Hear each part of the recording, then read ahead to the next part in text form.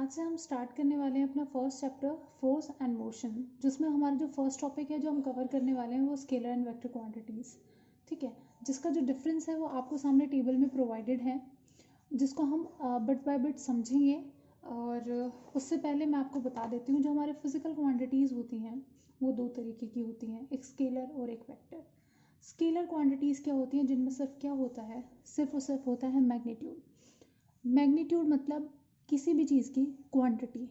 Like जब आप लेने जाते हैं, अगर आपके पास कॉइन है, आपके पास 5 सिक्के हैं, तो 5 क्या है, वो उसका है मैग्नीट्यूड। जो किसी चीज़ की क्वांटिटी को दर्शाता है उसको बोलते हैं मैग्नीट्यूड। लेकिन उसकी कोई दिशा नहीं है, कोई डायरेक्शन नहीं है, तो वो स्केलर क्वांटिटी है। लाइक अगर मैं बोलूँ कि मैं 5 किलोमीटर भागी और उत्तर की दिशा में भागी, तो जो मेरा कर्म है, मेरा कार्य है, उसकी एक दिशा भी है। तो अगर आपकी जो फिजिकल क्वांटिटी है उसका मैग्नीट्यूड भी है, कुछ काम भी हो रहा है और किसी डायरेक्शन में भी हो रहा है, तो वो वेक्टर क्वांटिटी होगी। और स्केलर क्या होगी, जिसमें सिर्फ काम हो रहा है, उसकी कुछ बस क्वांटिटी है, तो वो होगा, उसका सिर्फ मैग्नीट्यूड है। तो आपको अपने माइंड में ये चीज़ सेट कर लेनी है, जहाँ पे भी स्केलर सुनाई दे, स्केलर क्वांटिटी मतलब उसका सिर्फ मैग्नीट्यूड है। Scalar magnitude, scalar magnitude. और वेक्टर में मैग्नीट्यूड प्लस डायरेक्शन, एक डिफरेंस।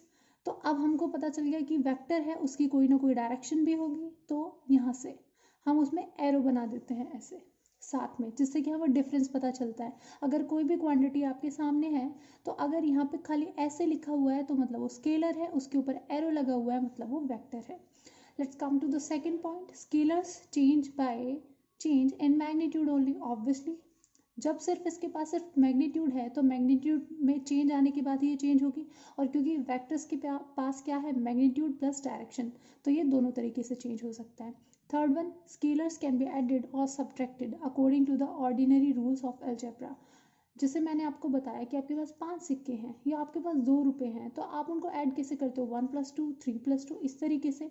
लेकिन जब आप वेक्टर्स की बात करते हैं तो वहाँ पे आ जाते हैं डॉट प्रोडक्ट और क्रॉस प्रोडक्ट, जिनको मल्टीप्लाई करने का या ऐड करने का एक डिफरेंट मेथड रहता है, क्योंकि वहाँ पे आ जाती है डायरेक्शंस, जिन्हें फर्दर जब आप जैसे कि अगर मैं बोलूँ कि आर वेक्टर, ठीक है, तो आर वेक्टर अगर है, तो आर वेक्टर जैसे मैं लिखना चाहती हूँ आर वेक्टर है, तो उसको ऐसे लिख सकते हैं AI cap plus BJ cap plus CK cap, या इजीनेस के लिए हम ABC इनकी वैल्यू ले लेते हैं, 1I cap plus 2J cap plus 3K cap. इसका मतलब आर हमारा जो वेक्टर है, आई डायरेक्शन में इसका मैग्नीट्यूड ये है, जे डायरेक्शन में इसका मैग्नीट्यूड ये है, और के डायरेक्शन में इसका मैग्नीट्यूड ये है। ठीक है, और अगर इसका टोटल निकालेंगे मैग्नीट्यूड, तो कैसे निकलेगा, ऐसे। ठीक है, ये अभी आपके सिलेबस में नहीं है, इसको आगे देखा जाएगा, लेकिन स्टिल इससे हमें ये पता चल गया, तो ये हमारा क्या आ गया, मैग्नीट्यूड।